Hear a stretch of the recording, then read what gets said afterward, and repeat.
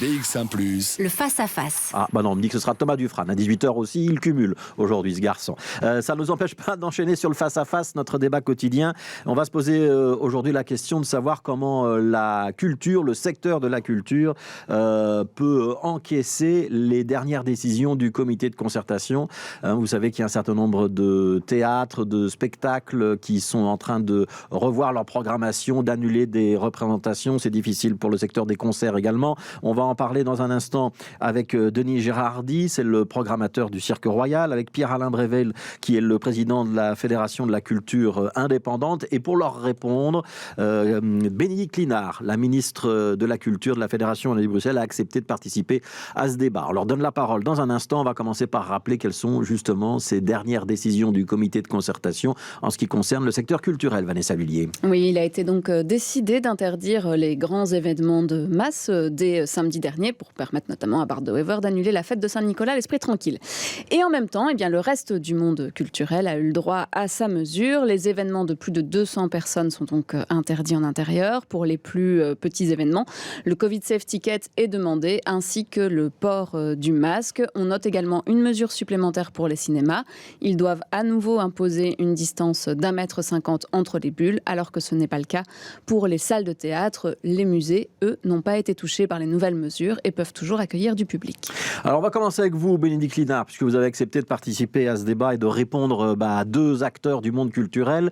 Les décisions, elles sont prises au comité de concertation. Vous ne siégez pas au comité de concertation, je le rappelle, c'est Pierre-Yves Géolet qui représente la Fédération Wallonie-Bruxelles. Est-ce que vous les regrettez, ces décisions, et notamment cette fameuse jauge de 200 personnes qui fait qu'un grand nombre de salles de concert ou de théâtre sont obligées pour l'instant de fermer leurs portes? Alors, je pense que les décisions qui ont été prises vendredi passé sont déséquilibrées, disproportionnées et incohérentes à certains moments. Et je m'explique.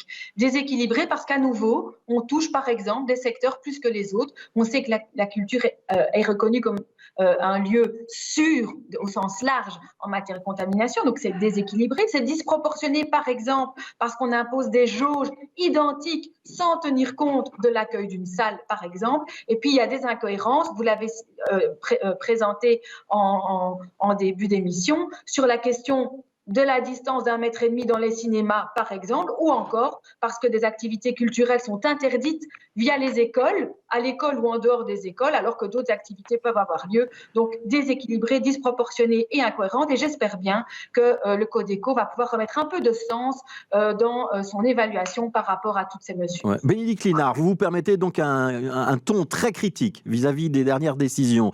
Est-ce que c'est ce qu'on attend d'un homme ou d'une femme politique? Parce qu'on dit beaucoup que le citoyen ne s'y retrouve pas et que si même les politiques eux-mêmes se mettent à se critiquer entre eux pour les décisions qui sont prises dans le cadre de la crise sanitaire, ça n'aide pas à l'adhésion de la population. Première question. Donc, est-ce que vous assumez ce ton critique? Et deuxièmement, est-ce que ça veut dire que la Fédération Wallonie-Bruxelles a du mal à se défendre lorsqu'on arrive au niveau du comité de concertation? Alors, je pense qu'il faut pouvoir dire la vérité. Les décisions de vendredi ne sont pas basées sur des avis scientifiques et des avis d'experts, mais on sait bien, il est avéré aujourd'hui, qu'il y a eu une instrumentalisation du Codeco. Et donc, oui, j'assume le fait que par rapport à la culture, les mesures sont déséquilibrées, disproportionnées et incohérentes. Et sur les relais au Codeco, je pense qu'il est évident que et mon ministre-président et entre autres le vice-président fédéral Gilles Quinet, qui sont des relais importants pour la culture depuis le début de la crise, font leur possible, mais le résultat du Codeco de vendredi on l'a tous constaté, et vous-même, Monsieur Grosfilet, dans vos éditions précédentes, il y a eu une instrumentalisation qui a balayé la cohérence des décisions vendredi. Voilà, Georges Quinet, qui est le vice-premier ministre écolo, le même parti que vous, je le dis pour que tout le monde décode bien ce que vous venez de nous dire. Denis Gérardi, Cirque Royal, rappelez-nous d'abord la jauge du Cirque Royal, et qu'est-ce qui va se passer dans les prochaines semaines pour vous? C'est annulation à tous les étages? Ben oui, la jauge est de 2030 personnes. Nous annulons tout jusqu'à la fin décembre, et les premières annulations et reports, lorsqu'il y a encore des possibilités de faire des reports, parce que l'agenda 2022 a dû intégrer à peu près 180 spectacles déjà reportés 3-4 fois. Le mois de janvier est en train, pour le moment, déjà d'être très affecté par par des reports et par des annulations, oui. Ouais. Comment ça se passe très concrètement pour votre salle? Le fait qu'il y ait une décision politique, ça veut dire que vous êtes couvert par des assurances ou des remboursements vis-à-vis des artistes que vous avez programmés? Première question.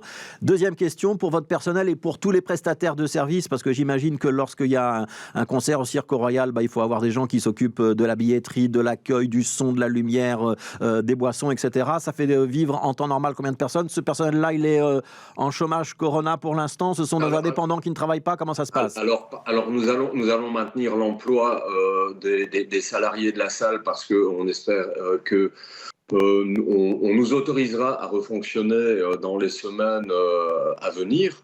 Mais par contre, nous travaillons avec une trentaine, voire entre 30 et 40 travailleurs indépendants chaque soir.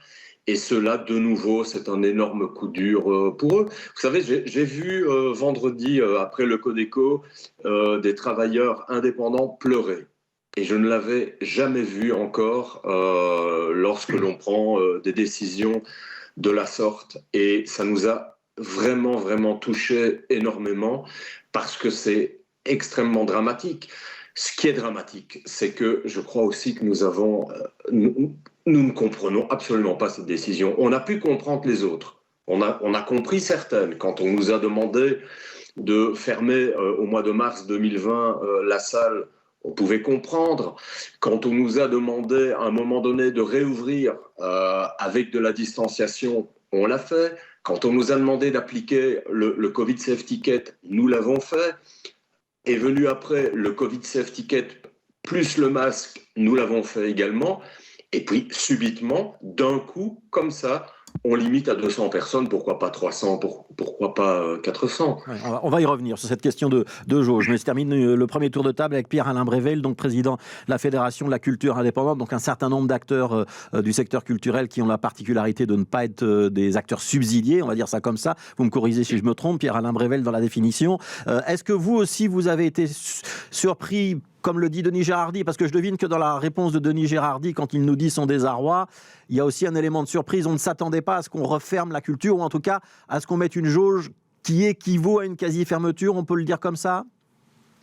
Oui, bonjour. Mais je trouve que... Alors, surpris, non. Malheureusement, j'aurais envie de dire, parce qu'on a compris depuis des mois et des mois que le fusible culture était le fusible facile pour le politique, et que c'est le premier qu'on fait sauter tout le temps, mais alors que c'est certainement celui qui est le plus protecteur du spectateur, puisque dans la culture, on met en place toute une série de protocoles pour protéger l'expérience du spectateur, pour que ce spectateur puisse être dans les meilleures conditions possibles, et tous les tests qui ont été faits depuis 1 an prouve cette chose-là. Donc le gouvernement et Madame Linard, avec la Fédération Wallonie-Bruxelles, ont soutenu la mise en place de tests, justement pour éviter cette situation, en disant si les résultats de ces tests sont positifs, on ne devra plus fermer la culture.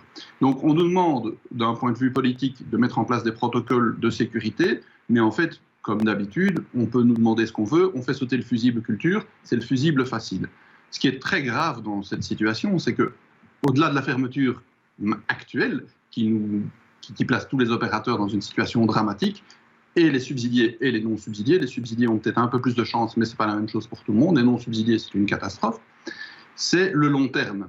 Déjà, on a constaté à la reprise de septembre qui n'était pas une vraie reprise. Tout le monde n'a pas repris de la même façon, tout le monde n'a pas pu travailler de la même façon.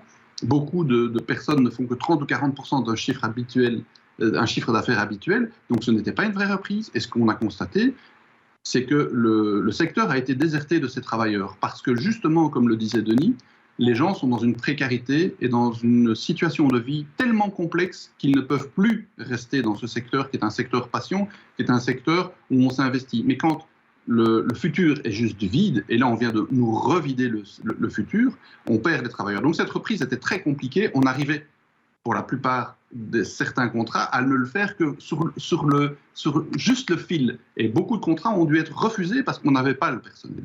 Aujourd'hui, on nous referme et on nous dit au fédéral, dans différents cabinets, on va vous mettre des super protocoles de ventilation. On est en train d'inventer toute une batterie de mesures pour sécuriser un secteur qui a fait les preuves qu'il n'était pas dangereux. Et c'est surtout toute une série de mesures qui tapent une fois de plus, à côté du clou. Je veux dire, ces mesures ne servent à rien par dépenser beaucoup d'argent, ne vont pas empêcher la circulation d'un virus. On est vraiment dans quelque chose où la culture n'est pas traitée à sa juste valeur et les problèmes ne sont pas abordés de la bonne façon par le politique dans la sécurisation du public qui est en sécurité chez nous. Alors, je vais donner l'occasion à Bénédicte Linard de répondre dans un instant, mais on va peut-être apporter de l'eau au moulin de Pierre-Alain Brével, ou en tout cas donner quelques éléments de contexte quand il dit que la culture est un petit peu la variable d'ajustement ou le mal-aimé de tous les secteurs. Est-ce que c'est vrai, Vanessa Lullier? Quels sont les secteurs qui ont été le plus impactés par les mesures Corona qu'on connaît depuis 18 mois maintenant? Alors, on va surtout parler des fermetures, parce que ça, on peut comparer de manière plus facile. Donc, forcément, le gagnant, toute catégorie, eh bien, c'est le monde de la nuit. Donc, le gagnant ou le perdant, hein. Oui, voilà, ça dépend un petit peu de comment on voit les choses. Enfin, gagnant de manière un peu ironique. Donc, les boîtes et les bars de nuit, eh bien, ont dû fermer, comme le reste des commerces et de tous les secteurs, le 17 mars 2020. Alors, contrairement aux autres, ils ont été les derniers donc, à rouvrir le 1er octobre 2021, soit 560 jours plus tard. Et après seulement 56 jours d'ouverture, ils ont dû à nouveau fermer leurs portes pour une durée indéterminée. Viennent ensuite donc les salles de spectacle. Elles reprennent d'abord une première fois le 1er juillet 2020 pour refermer le 19 octobre de la même année jusqu'au 9 juin 2021 avec une jauge simplement de 200 personnes à ce moment-là. Jauge qui a augmenté au fil du temps pour revenir ce vendredi 3 décembre. Alors en tout, nous en sommes donc à 340 jours de fermeture complet. À titre de comparaison, pour les restaurants, ensuite, nous sommes à 285 jours, les écoles 93 jours et les commerces dits non essentiels ont été complètement fermés 78 jours. Alors, Bénédicte Linard, est-ce que c'est quand même pas un très gros constat d'échec? On ne défend pas la culture est la variable d'ajustement, comme le disait Pierre-Alain Brével. Ça, c'est la première question que je vous pose. Et je vous en pose tout de suite une deuxième, parce qu'on comprend bien que la jauge de 200, elle pose problème. Et que, par exemple, pour Denis Gérardi, qui a plus de 2000 places, il peut légitimement se demander pourquoi on me limite à 200. Peut-être que je pourrais en faire 1000 ou 1500 et garantir la distanciation. Le problème est le même pour le Théâtre National, pour le Théâtre de la Monnaie, pour Beaux-Arts, etc. Pour toute une série de gros établissements qui ont tout de suite dit « mais 200, ça ne rime à rien ». Est-ce qu'on peut renégocier cette jauge ? Alors, je voudrais dire d'abord que je suis d'accord avec M. Gérard sur le fait que la culture a pris sa part pendant tout un temps et clairement, on est en phase là-dessus. Et d'ailleurs, la Fédération a amené des éléments de soutien tout au long de la crise et on continue de le faire. D'ailleurs, j'ai proposé au gouvernement d'étendre la cellule de veille au secteur privé non subventionné. Donc, c'est un soutien supplémentaire qui pourrait arriver et je pense que ce sera utile. Et je suis d'accord aussi avec M. Brével de dire qu'on ne peut pas nier les évidences scientifiques. Alors, sans doute que les tests ont permis, les événements tests ont permis de ne pas tout fermer en culture, ce qui serait une aberration encore plus totale. Mais clairement, il faut rappeler que les évidences sont là. Et même le GAMES, le rapport du GAMES, un des derniers rapports fin août, dit « Les cinémas, les théâtres, les musées ont ouvert il y a déjà un certain temps ». C'est une citation, sans cluster important à déclarer. Les études, des événements... Je vous pose une question qui est peut-être une interprétation, Bénédicte Linard. Est-ce que c'est parce que la culture, côté flamand, est une compétence du ministre-président Jan Nyombon et que Jan Nyombon avait demandé ce comité de concertation qu'on a fait payer la culture? Moi, je n'irai pas jusque-là. Je ne veux pas aller jusque-là. Je pense que c'est aller trop loin. Par contre, je pense que c'est important dans les semaines qui viennent, là, l'évaluation c'est dans un peu plus d'une semaine, qu'on puisse rappeler les évidences scientifiques, qu'on s'appuie sur les évidences scientifiques pour arrêter de mettre à mal le secteur culturel et surtout qu'on arrête de nous dire qu'on doit réinventer des baromètres et des machins dans tous les sens. Ça existe déjà. Qu'est-ce que vous demandez concrètement pour ce prochain comité de concertation qu'on annonce pour l'instant aux alentours du 20 décembre? On doit revoir les jauges? On doit supprimer les jauges? On doit absolument revoir l'entièreté de la mesure qui touche le secteur culturel. Lever les incohérences, retrouver des équilibres et retrouver des réponses proportionnées. Ça veut dire que la jauge de 200, il faut la revoir ? Eh bien, il faut en tout cas, s'il devait être encore nécessaire d'avoir une limitation de jauge, et ça c'est la situation épidémiologique qui va le dire, si c'était nécessaire, il faut au moins qu'elle soit adaptée et proportionnée. Ça ne sert à rien de mettre 200 personnes, de limiter à 200 personnes dans une salle de 1000 ou de 15 000. Il faut être proportionné, ça n'a pas de sens. Il faut remettre du sens dans les mesures qu'on propose. Et attention, ça ne veut pas dire que le secteur culturel ou que la ministre de la Culture dit qu'on ne doit pas tenir compte de la situation épidémiologique. idéologique, loin de là, mais le secteur culturel a toujours fait la preuve qu'il est capable d'accueillir du public de manière sécurisée dans toutes les situations. Ouais. Denis Gérardi, ce serait quoi la proportion que vous pourriez souhaiter, la jauge acceptable pour votre salle? En pleine capacité. Ouais. Il n'y a pas de raison. On a prouvé depuis le 3 septembre, il n'y a eu aucun cluster signalé. Nous étions en pleine capacité avec le pass sanitaire, puis avec le masque. Question quand même à se poser. Pourquoi a-t-on réouvert en pleine capacité en supprimant le masque ? On voit bien depuis une semaine, lorsqu'on a dû ajouter le masque aux conditions sanitaires, le public l'a pris tout à fait normalement. Et depuis le début, depuis le mois de mars 2020, Nathan Plumet, que nous avons rencontré plusieurs fois, n'a jamais arrêté de prôner le fait qu'une salle bien ventilée, avec le port du masque, était suffisant pour en tout cas enrayer ou éviter tout cluster dans la salle. Donc nous, ce que nous demandons, c'est le pass sanitaire, le masque et pleine capacité le plus rapidement possible. Ouais, Pierre-Alain Brével, donc j'entends les cris de protestation de Bénédicte Linard qui a l'air d'être d'accord avec vous sur l'analyse. J'ai envie de vous dire, ça vous fait une belle jambe, ça vous fait sourire, mais pas plus ? Ah non, je suis très heureux que Mme Linard partage les mêmes points de vue que nous. C'est évident, on a eu l'occasion d'échanger à plusieurs reprises avec Mme Linard. La seule chose, c'est que on ne peut pas prendre des décisions lors d'un Codeco pour de bonnes ou de mauvaises raisons, et on sait que cette fois-ci c'était vraiment de mauvaises raisons pour tout ce que vous avez évoqué qui vient de la Flandre, mais on ne peut pas priver un secteur de quelque chose sans mettre en place, même de façon temporaire, des aides pour que ce secteur puisse survivre. Ouais, qu'est-ce que vous demandez comme aide, Pierre-Alain Brével ? Mais on demande, c'est les mêmes qu'on demande depuis 20 mois, hein. On demande de soutenir les travailleurs et les travailleuses du secteur. Il y a eu une loi qui est passée pour les intermittents auquel Denis faisait référence, la loi du 15 juillet qui tout d'un coup a disparu et donc tous ces gens se retrouvent du jour au lendemain sans pouvoir avoir une aide sérieuse. L'aide aux indépendants, le droit passerelle, simple et double, c'est nouveau des choses qui ont disparu pour tous les indépendants. Soutenir les entreprises, en région Bruxelles-Capitale, c'est une catastrophe économique pour les entreprises. En région Wallonne, idem, c'est une catastrophe, les aides n'arrivent pas, ça met très longtemps à arriver. Madame Linard, vous avez vous aussi sur la tranche 2, pardon, sur la tranche 2, les entreprises aimeraient bien pouvoir toucher cette aide qui a été accordée. Donc, très clairement, si on nous ferme aujourd'hui et qu'on reçoit une aide dans 6 mois, ça n'a aucun intérêt. Parce que c'est aujourd'hui que les entreprises et les travailleurs ont besoin d'être aidés. C'est aujourd'hui que l'ingénieur son qui se retrouve du jour au lendemain, parce que c'est la réalité, du jour au lendemain sans boulot, doit pouvoir aller acheter son pain au magasin au coin de sa rue. Quand on dit que le secteur de la culture est le numéro 2 après les boîtes de nuit, et je suis en contact avec le secteur de la nuit depuis le début, donc c'est des gens que je soutiens tout à fait, nous avons une différence. C'est quand on nous dit le 26 août, vous pouvez travailler le 1er septembre, on ne travaille pas le 1er septembre. On met parfois 3, 4, 6 mois à redémarrer des tournées. Quand on va nous dire aujourd'hui que peut-être le 20 décembre, on va prendre des décisions pour on ne sait pas très bien quand, un secteur comme le nôtre, chez Denis, dans sa salle, est-ce qu'il annule? Est-ce qu'il n'annule pas? Est-ce qu'il reporte? Lui ou ses promoteurs? On ne sait pas. On ne sait pas ce qu'on va faire le 1er février, on ne sait pas ce qu'on va faire le 15 janvier, on ne sait pas ce qu'on va faire le 24 décembre. Juste, on ne sait pas. Et dans des secteurs comme les nôtres où on doit travailler sur du long terme, c'est juste intenable. Donc on redit la même chose depuis 20 mois. On dit perspective, nous devons avoir des perspectives et soutenir, parce que c'est bien d'arrêter, mais, et je terminerai là-dessus, quand le politique dit que la culture est ouverte, c'est une hérésie. La culture n'est que très partiellement ouverte pour une petite partie des opérateurs, et que ces opérateurs-là, s'ils peuvent travailler et s'en sortir, tant mieux pour eux qu'ils travaillent, mais que tous les autres, on ne dise pas qu'on est ouvert, alors qu'on est fermé de facto. Denis Gérardi a demandé la parole très rapidement, parce que c'est la fin du débat. Très rapidement, moi je voudrais simplement demander au monde politique.